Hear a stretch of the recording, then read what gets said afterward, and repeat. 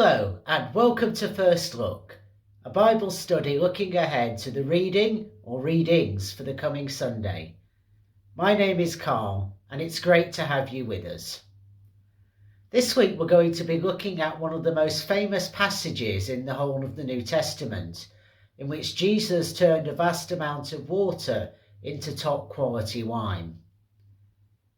Before we delve into the story of the wedding at Cana, however, if you haven't done so already, you may find it useful to download the sheet that accompanies this study, the link for which is in the video description in YouTube.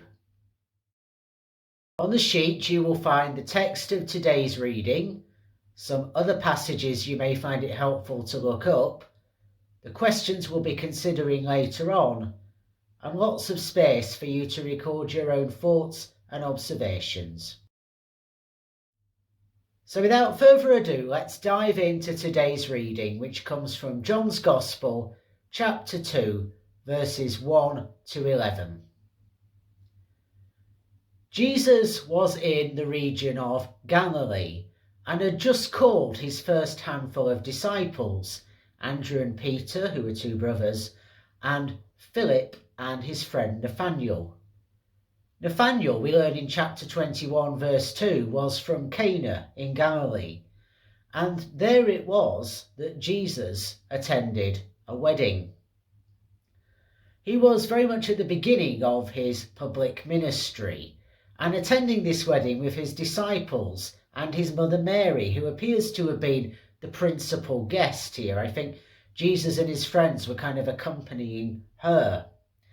And it's interesting that she's only referred to by her relationship with Jesus, so the name Mary isn't actually used here. But also her only other appearance in John's Gospel is at the foot of the cross in chapter 19 verses 25 to 27, where at that stage Jesus establishes a new relationship between her and the beloved disciple. So she's kind of a bit part figure in John's Gospel, but absolutely central in this story. We also have, as we see in verses 5 to 8, the servants who were looking after the wedding guests and the ones who were told to follow Jesus' instructions at the behest of Mary. They were the ones who witnessed this quiet miracle.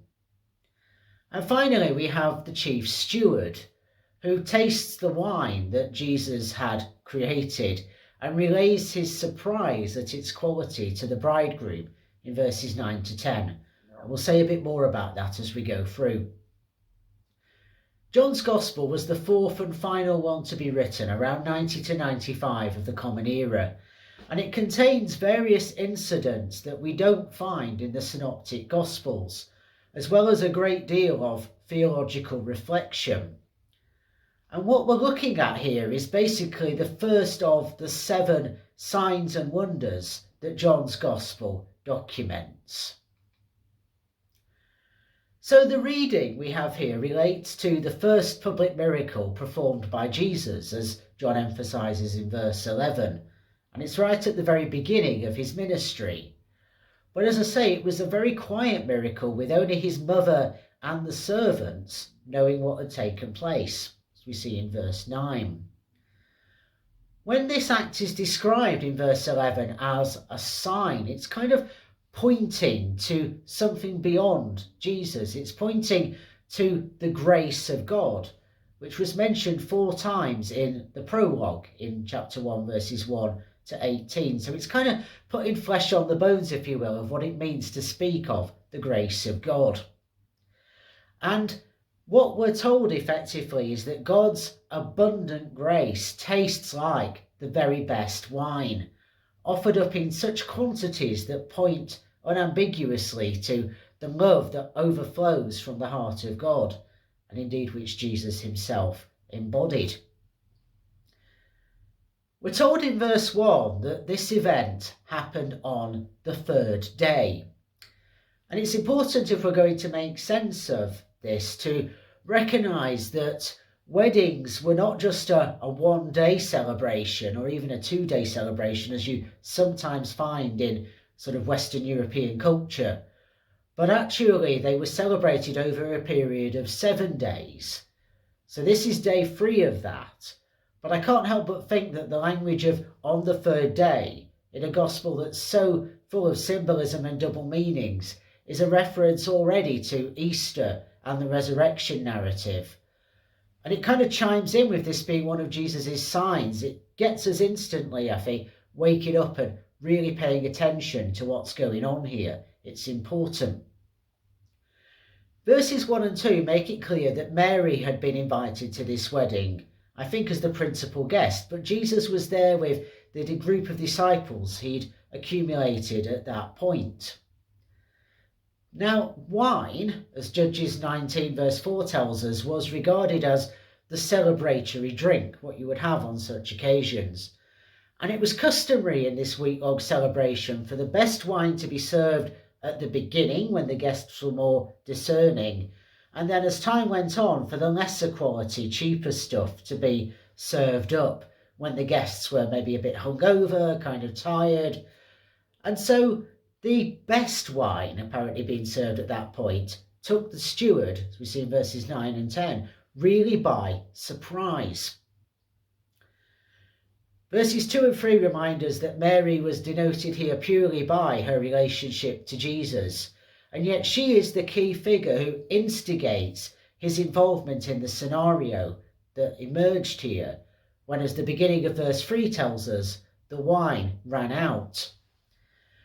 Now, given the lack of clean water available for people to drink, the hot climate of Cana in Galilee, and the sheer volume of people who would have been present for the wedding celebration, probably a few hundred people, the running out of wine was a really serious incident. It would have brought the celebrations to an abrupt end. And it would also have been regarded as a failure of hospitality on behalf of the wedding couple, not providing enough to keep all of their guests going.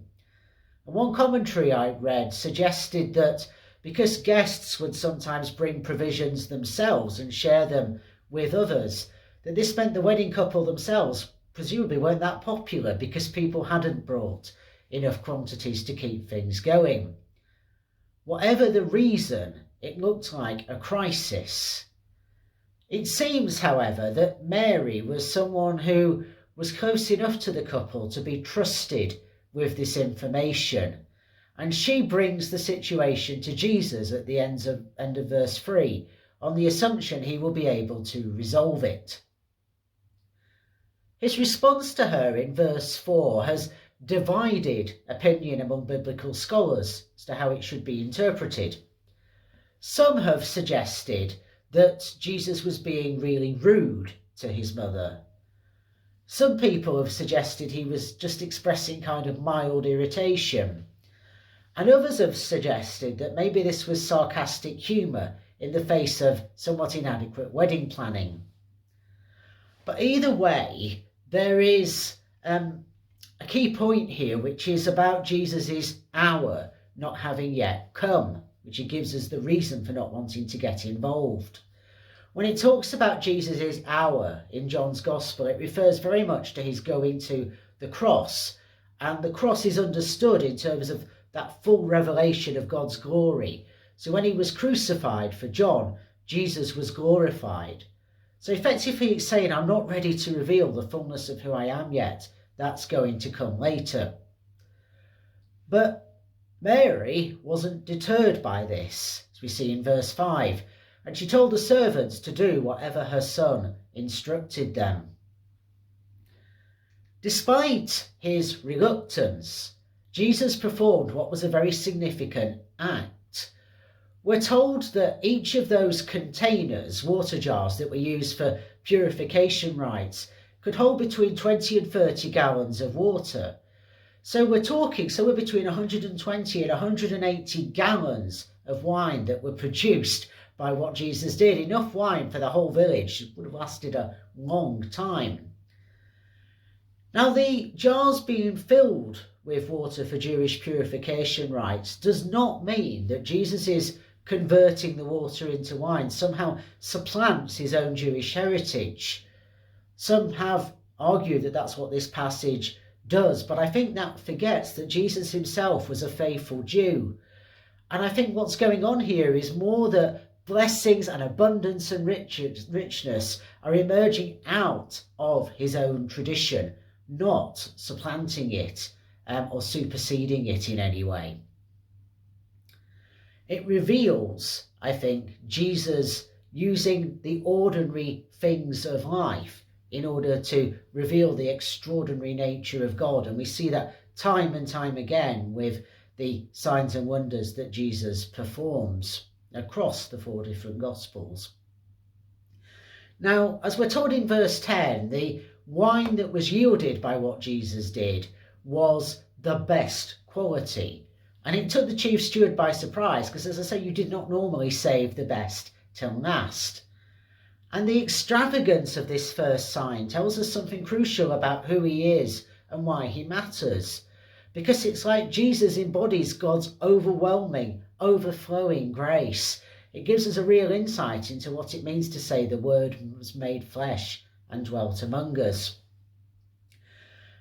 It also has a broader significance in terms of the story of the people of Israel. So it has, as one commentary put it, eschatological importance. In other words, it looks towards the restoration of Israel, for which so many of the prophets longed. We see that, for example, in Joel chapter 3, verse 13, and Amos chapter 9, verses 11 to 15. The setting of a wedding is significant because in Hosea chapter 2, verses 14 to 23, we have just one of the various examples of the covenant between God and Israel, this fundamental relationship binding them together, being described in terms of a marriage. So there's a significance that brings that into the fore. But most importantly, perhaps, there's an echo here of Isaiah chapter 55, verses 1 to 11, where all the nations are invited to come and to enjoy the best food and the best wine without price. It's a sense of all the world being drawn to Israel's God that we find at the end of 2nd Isaiah and is being picked up upon here in the actions of Jesus. And we're told in verse 11 that these happenings led the disciples to believe in Jesus, trust in Jesus, in other words. But we also know that it would take a lot more than this in order for them to fully appreciate and understand who he was. And they would go on to betray, deny, and let down Jesus. It reminds us that important as these signs and wonders are, they're not enough in themselves to generate a full trusting relationship with God. That really does depend on the hour coming and the glorification of the cross and the new life of Easter and resurrection on the third day.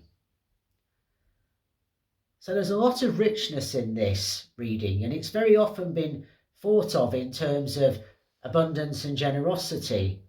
But it also invites us, as we'll see in our questions, to think about what it means to be a good guest after the model of Jesus and to receive blessings and gifts from others, even when those are challenging or unsettling gifts.